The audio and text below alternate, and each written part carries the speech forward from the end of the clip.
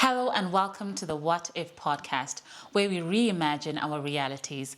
In the past couple of episodes, we have been focusing on what we call the African Citizens Watch, where we are tracking the promises of governments in 5 different countries. So we had Zambia, we had Zimbabwe, we had Botswana, we had Malawi as well. And did I miss something? South Africa. Thank you. Thank you, Doc, for that. Tendai, thank you for joining us. And he is the founder and director of Civic Institute, where this tracker is based. So let's get into it, Tendai. I think we kind of covered the different areas. And just in case you're joining us for the first time, you're wondering what is it that we track? So there are 5 areas that we track. We track corruption, we track governance, social services, climate change, as well as governance. Okay. So today, Tendai is helping me and I'm excited about that. So Tendai, we're just going to dive into it, right? Because we've answered all the questions. What are the threads that we find that are common among all the other countries? But let's talk about the origins of the tracker. Okay. Well, thanks for having me. It's been a while. So the African Citizens Watch started off as Zim Citizens Watch. And Zim Citizens Watch is also sort of the second name we gave to the tracking platform. Way back in 2017, after the change in government in Zimbabwe, the environment was characterized by promises, promise of a better life, promise of even the incoming president was talking about the voice of the people is the voice of God, and there's going to be all this. And there was a huge expectation. So some of us thought and said, with all these things being said and being put in the public space, who is going to be asking questions about delivery? Because we are always starting off from a position that politicians and public office holders in general they're not God. They're not. So we do not, even though we like them or we don't like them, we're not going to give them 100% trust.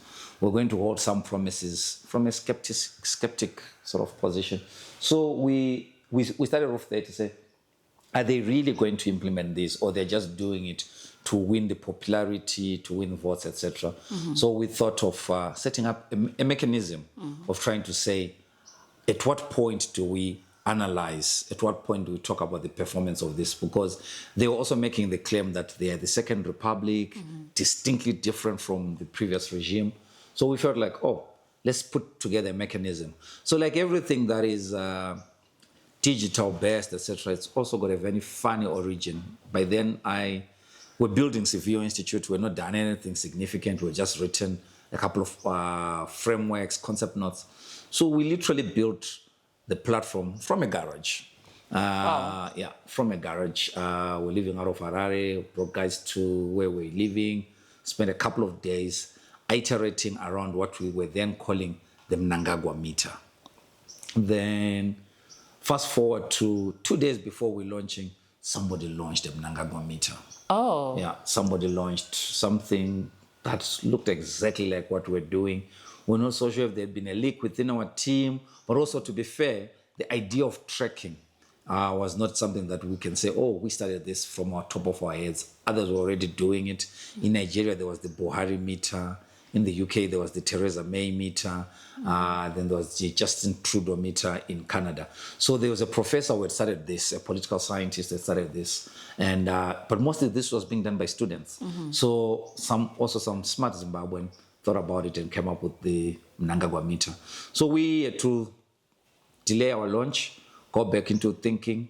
We iterated, but we began to say, what we are trying to do is not necessarily to track the president of a country, but it's trying to track, to say, are citizens having adequate eyes to look at what government are doing? So that's why we called it Citizens Watch. Right. That's what it is. So everything you put before that, you're just not talking about the territory, but the real technical aspect is around citizens watching over what governments are doing. So that's those sort of the origins. So that was 2017 going to 2018. We then launched in January 2018, then iterated again after the elections of 2018. I'm keen to know, when you started, right, what were the things that you had to change as you were going forward? Because you talk about iteration about 2-3 times. What were some of the challenges that you faced with your first version of the tracker? So it's a tech platform. There are a lot of things that we wanted to get right around tech. So for a tech platform, in many instances, there's what we call the back end, which no one sees. It's dirty, it's everything. Initially, we thought we could just develop code, and that code will be able to crawl the internet. And we developed it to crawl the internet, capture promises. But at times, it would capture the whole article, etc. So as we're developing this, we actually realized that some of the things that government was doing was not being captured on anything on the internet. Okay. Governments generally are not as integrated to the digital space the way we think they are. So in many instances, we're getting updates through a press statement that would be done by the Minister of Information. So we realized that we were not going just to let it go on its own in an automated manner. We realized that there will be need for ongoing human intervention. So we're to remove the code and begin to develop a new predictive sheet that would say whatever we input at the back, it goes through a quality control check, then it is the one that broadcasts on the mainframe, on the main line, what people see. So that also took a lot of iteration around it. That sounds like quite a lengthy process, but worthwhile. Oh, yeah. It did. You see, that's the thing about having started with one country and perfecting it. And we literally, I think we're close to just less than a year before we moved to the second one. So that helped us. By the time we launched the one for 5 years, after the 2018 elections, we're very clear about what we're doing. And it was easier because now there was a proper manifesto that we're tracking, etc. So again, that is another idea to say, you track them based on what? Because we realize that you can track African governments on the basis of, number one, commitments they make, say, at the AU level, or commitments they make at a global level, the UN, around SDGs or Agenda 2060. But when you really interrogate office holders around that, they say, we just signed. It was brought to us and we signed. But we thought that to make it closer to the ground, we have to track them on the basis of their own promises to their voters. Yeah. So that's why we then got fascinated with manifestos. And for us, it started off with a manifesto analysis, to analyze manifestos, to begin to say, people are going to vote in 2018. What is going to drive the decision? Right. And we had two agendas at that moment. We knew that there was, for every election, after 4 years, there's a new cohort of voters, first-time voters. So you're asking the question, okay, how many people are going to vote on the basis of issues? Is it an issues-driven election or it's a personality-driven election? Because if there's anything that we've been pushing for as an organization, is to say that citizens should be not aligned necessarily to an individual, but more to the set of ideas and how those ideas help to move the needle on the challenges we face. So it becomes issues-based. So we started off by, before the 2018 elections, we developed what we call the ZIMAT. We love these names. So it was the Zimbabwe Manifesto Analysis 2, where we analyzed all the manifestos of the big parties. We couldn't do all the parties. I think we did 6 parties. Right. That was the ZANU-PF, MDC Chamisa, MDC Coupe, and other formations. And we just analyzed them to say, what do they say about the economy? What do they say about the youth? What do they say about gender? What do they say about climate change?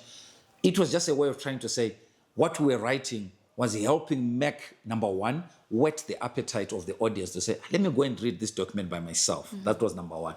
But also we're trying to simplify it because some manifestos were as long as 460 pages. Wow. And very few people have got an interest around reading 460 pages. So we thought we'd simplify it that way, then we put it. So when we did the 2018 manifesto, sort of the Zim Citizens Watch, starting in August or September, all the way to the elections of 2024, we were now using that manifesto. Then during the same period, we began to expand into other countries. Right. So I know when I spoke to the country researcher in Zimbabwe, one of the things that she highlighted is that after you gave your report, the Zimbabwean government then didn't come back with a manifesto. No, let me say not the government, the party. The party, yeah. Did not come back with the manifesto. And she spoke about how then you kind of had to circumvent that. How did you find that process for you? So of the 5 countries that we are currently tracking, there are two countries that are sort of outliers. That's Zimbabwe and South Africa. Because in both these countries, we're not tracking based on manifestos. In Zimbabwe, ZANU-PF made it very clear, their press person at that time says, we're not going to be writing a manifesto. We're going to be checked. We're going to be analyzed on the basis of our previous performance, what we've done in the first term. Then they'll say, then I think he made a jibe to say, we'll see those people who've been talking about our manifesto. Let's talk about you. Yeah, so we don't usually try to take credit to say, oh, they did it because, but we felt like, oh, there was a direct link with the work we're doing. But we had to find a way to say, I think citizens still want to know what this government is all about. And we knew that the national development plans, NDS 1 and then NDS 2, like any other public policy, the origins will be from a political party. Political party sets the mandate, etc. So we thought to track them on the basis of NDS, the National Development Strategy, because they own it, it's theirs. And I think we're doing a great job. We've not seen them come back and say, oh, why are you tracking us on this basis? But I think it was a cop-out on the part of the ruling party not to invest. It's the first election, I think, since 1980 where they decided not to write a manifesto, because they've always been consistent about manifestos. So we hope that does not become practice in Zimbabwe and across the region. I hope so. So I want to go back to when you started. What were some of the assumptions that you had around the tracker? Hey, that's a big one. So, you know, it's a huge assumption, and I'm glad we've tested it as a hypothesis. The challenge that we have had as African countries is the underperformance of many governments. So the disappointment with elected officials. So we've had this problem of we vote people in, we're under a cloud of so many promises, etc. Then over time, they disappoint us. They fail to perform. So we assumed, on the one hand, that keeping them on track will possibly keep them accountable to meeting the promises they've made. I hope I'm making sense. It does make because sense. We felt like if we remind them constantly, because that's why we write an annual report, if we constantly remind them, then maybe public office holders would also feel duty obliged to what? To really begin to implement promises that are in the manifestos. But, you know, say for Zimbabwe, none of the countries that we've tracked have scored more than 50% in many instances. Malawi scored 39% after 5 years. So I think that was an assumption around there will be fidelity to your promises, etc. So that's not, I don't think, and I may sound like I'm being a bit partial or trying to support the politicians running countries in the region. But I don't think it's that somebody wakes up and says, I don't want to make the promises anymore. I don't think that's what they're saying, to say, I couldn't be bothered. But I think there's something that we're not analyzing about the African state. And I think that's fundamental to our democracy. And in many writings, when it comes to elections, we talk about what we call the advantage of the incumbent. But I think now in SADC and even in East Africa, when you look at Kenya, etc., there's what I may call the disadvantage of the incumbent. Because the incumbent comes into power under a cloud of promises and people are expecting delivery. But what we learned from the president in Zambia and the president in Malawi and also the guys in Botswana was to say when they went into office, the first thing they tell us is the coffers are empty. Yeah. So already the issue around capacity and capability of the same state to deliver on the promises they made. Because remember, they're making these promises outside of the state. Because all these guys, the fortunate thing for us is the guys in Malawi, we just lost the election, we're coming into office for the first time. The guys in Zambia, it was the same. And the guys in Botswana. So when you're looking at all those, you begin to say, oh, okay. So they got into power. The first realization they make is, number one, the coffers are empty. For Zambia, it was worse. The coffers are empty, and your debts are now due to be paid. So can I take a little detour on that aspect? Are we as the citizens to blame sometimes? Because if someone is making a promise, should it not be your responsibility to see if they have the capacity and the capability to actually fulfill that promise? So people make grand promises to us, and we hope that they'll fulfill them. But is it not our responsibility to say, how feasible is this promise in the next 5 years? Yeah, you know, I think also we need a lot of political education. So I think if you look at Gen Z protests in Kenya, even in Madagascar now, in Mozambique, there is an underlying politics. It's a politics of jobs, a politics of distribution or redistribution of the national cake, that we also want to participate in this. But the challenge that we have is, does the African state have the wherewithal to ensure that? Because in many instances, the cop-out, I call it a cop-out, almost all analysts, the majority of the analysis that we make in Africa is to say, politicians have become corrupt. So we've packed every problem that we face around corruption. But we've not really looked at the wherewithal of the state in terms of bureaucratic competitiveness or bureaucratic effectiveness and efficiency. Do we have the right institutions to move us forward? Because you know what? We vote into office, people who become ministers or parliamentarians. But the people who run government are not voted into office. Even when there's a change of government, they remain. I saw the president in Malawi was complaining, and the president of Zambia was complaining about the slow nature in which the bureaucracy moves. And the president in Botswana was very clear. He says, you guys are too official, you do this. You are using the same formula despite the fact that it has failed. So on the one hand, we have a bureaucratic mechanism that is not elected, and you just don't remove them because you have now come into power. Those are the people who run government. The guys in gray suits, the guys who do not have public names, they're the ones who say yes or no to certain things. They're the ones who make sure that policy, even on this, like right now, ZANU-PF has just finished their conference in Mutare. And what did they say? They issued a resolution around what they want. They said 2% tax must go, this must go, this must be done, this must be done. They're sounding like us. They're also just pushing demands. But there are people who have to implement those demands. And those people are not elected. So that's number one. But number two, this issue of empty coffers. Does the state have the capability to meet the expectations of the citizens? It's a good question. It's an important question because from what we're looking at when we're looking at revenue collection, which is a very important indicator, are we collecting enough revenues to make sure that we can deliver on the goal around health for all, on the goal of education for all? Are we collecting enough? So for instance, let's use Malawi again and Zambia.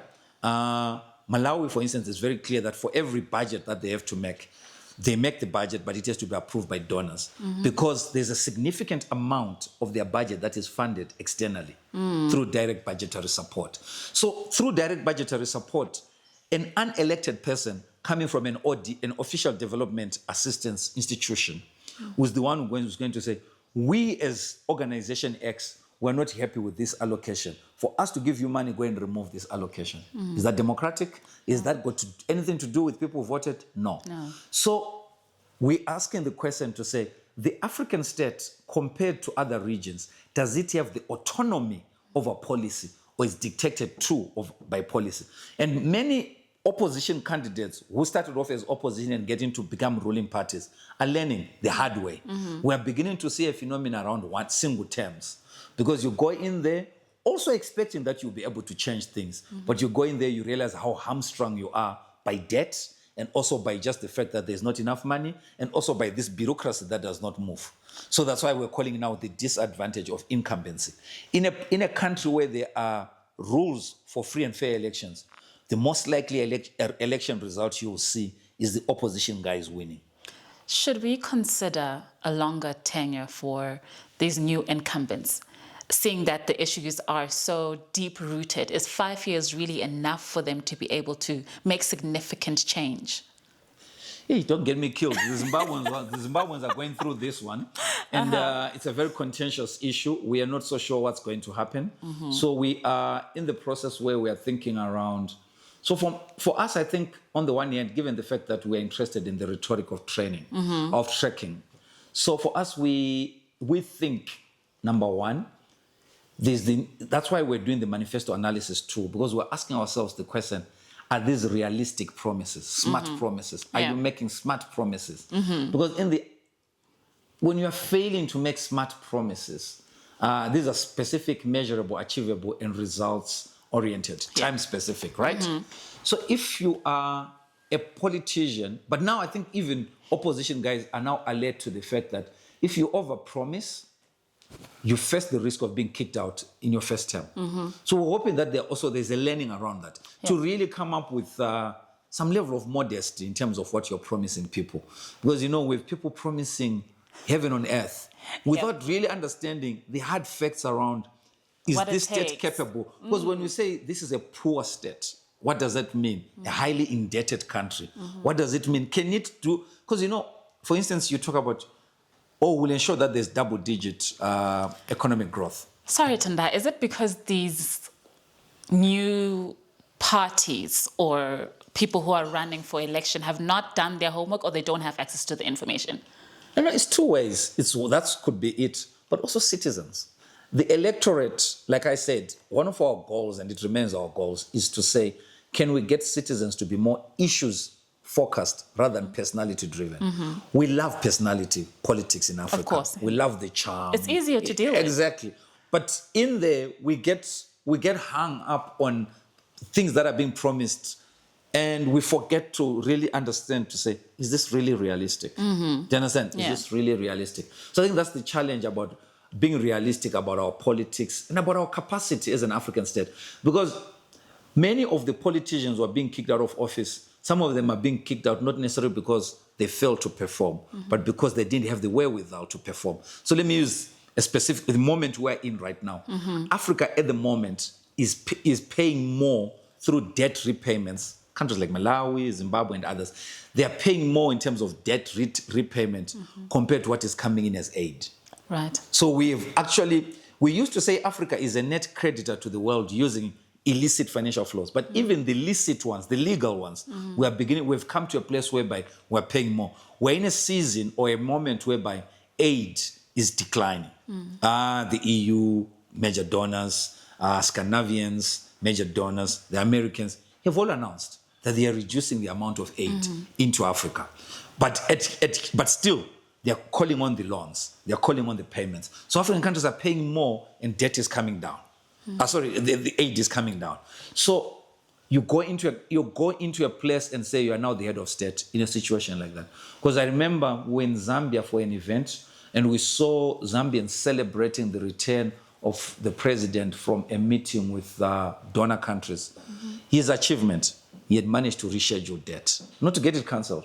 That was the So we have come to a place whereby we're no longer talking about development strategies, but we're talking about debt management strategies. So if you are already dealing with a deficit of paying debt, how do you do development? And like I said, the politics, when we look at what Gen Zs are asking the government to be more fiscally active in the economy, to begin to spur economic growth by making investments so that there could be jobs, there could be redistribution, etc. But yet this state is hamstrung. So our conversations cannot just be at the level of electioneering. That we need sober conversations between office holders. They should not promise what they cannot do. Because I think, for me, that's their problem. They are over-promising, and yet they don't even know the capacity they have. Can I dovetail then into the conversation around, you've spoken about a couple of things, and I'll just highlight a few. The first one being you were hoping to change the mindsets of citizens to move from a personality-driven politics to one that looks at issues. That's one. Is it safe to say that then that was kind of one of your hopes for achievement with the tracker? Yeah.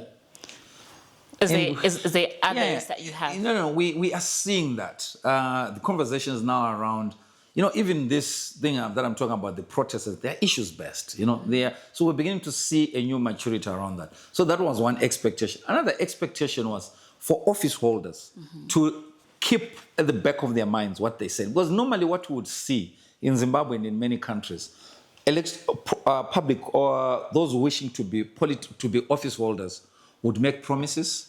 They would print and launch a manifesto. It would be a public event, launch a manifesto, get voted into office, quickly forget about that manifesto. Then come the next election, some of them will brazenly just recycle and change the title. So we are saying, if only the constituencies, the people who vote, can spend time looking at these documents. But also for us, the third part was to say, is there any chance that politicians can also consult their members around what they need to see in those? Because at times, some of the things that were put in those manifestos are just brilliant ideas, good-looking ideas, but do not resonate at all with what the people on the ground want. I wonder if ever in the future we could consider a third element of that, to say your promises vis-a-vis the reality of what government has in its coffers right now.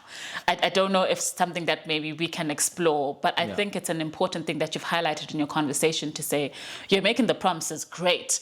Are the promises standing for what we want? Yes, they are. But even if they are, do we have the capacity based on where we are as a country right now? Correct. So yeah, I think the Zim manifesto analysis tool was part of that as sort of aspiration to begin to really interrogate these manifestos. Are they fit for purpose? If you were to be elected into office and you were to implement this agenda, would it move us? Is it possible? Is it practical to move it? Right. So we're rating these manifestos to say, are they feasible? Are they realistic? Because we use the SMART indicators to say, are they really specific? Are they measurable? Are they achievable? Are they realistic? Yes. And realism here, we're looking at, is there enough money?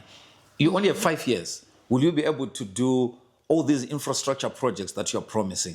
Will you be able to do this? Because there's a lot of, I think, the citizenry, which I think for us, given that our mandate is actually to influence citizen politics, the citizenry needs not education, but more time to engage with facts. Because it's a fairly literate citizenry across Southern Africa, but engaging with facts, realistic facts. Because I think we get sold out to quick solutions. We get sold out to the idea that, we own minerals, and yet we know that minerals are owned by international companies. Right. So all the mining revenues would help this. So we have a very simplistic idea at times, which does not help us. So we really need to go into understanding where we are, dealing with the wicked problems, and facing the challenges we are currently dealing with head on, in a more sober and realistic manner, to say, how do we move the needle on these issues? Right. So as we come to a conclusion around this matter, what would you say are some of the lessons that you've learned from the tracker? Yeah, number one, this is not popular work. We are not popular with governments across. Of course. Yeah, but our goal was never to be confrontational. We actually thought, I remember when we received somebody from the ruling party at our offices after we did a bit of an exchange in the media, and when they saw what the tracker looks like on their screen, the party official said, this would be good if it was in the president's office so that he can also see. You know what I mean? So we're also getting similar conversations in South Africa around getting our tracker in the presidency. Because for us, it's, to use a boring term, it's a monitoring tool. You are monitoring performance. So I think everyone needs to know what they are doing. So I think we may not have invested enough time in trying to deal with governments, given the polarization that we have between state and society. That's number one. But number two, it also, again, it's a lesson for us. We assume that the media will pick up this work quicker than they have done, that they will use some of these things around sectors, issues, and refer to the tracker. But we've noticed that media almost always picks up the reports that we write, the annual reports, but they never go into the tracker itself to do the analysis and to write articles on their own. So we've realized the need of saying, if we're going to get some traction around making the tracker popular, we need to invest more time in engaging the media community. Number one, to make sure that they are aware of the tracking platform, but also to equip them with tools of how to analyze the information on that platform. Same with other analysts, other policy analysts, etc. And also we realize that tracking on its own is not enough. So that's why we quickly then moved into what we call the citizens' perceptions and expectations surveys that we do annually in many countries where we're tracking, where we're actually saying governments may be doing the work that they've said and we're tracking that work. But we want to understand the extent to which citizens are satisfied with the performance of their government. Right. So we carry out that survey to understand, are you happy with performance of government? And we look at different tiers from the local to the national. Because for us, we think that these findings, what the tracker is producing and what citizens are saying, is potentially what you need to have a national dialogue around what is happening, what is the future of a country, what issues need to be fixed, what should be our priorities. Because my fear is government can run with a feel-good story. We're doing well, GDP has gone up, we're reducing this, etc., etc. Naturally. But you're not listening to what citizens are saying. Yet the CPE provides that opportunity. The CPE gives you, the findings from the CPE can tell you where there are problem areas. They can tell you if people are happy with local government, happy with their provincial governments, happy with their national governments. And so what are the main issues? What is it that citizens are prioritizing? So for instance, to conclude, in Zimbabwe, we've run the CPE for close to 7-8 years. We've always been surprised that the 4 issues have remained the same. It has to do with prices of goods, jobs, dealing with health and corruption.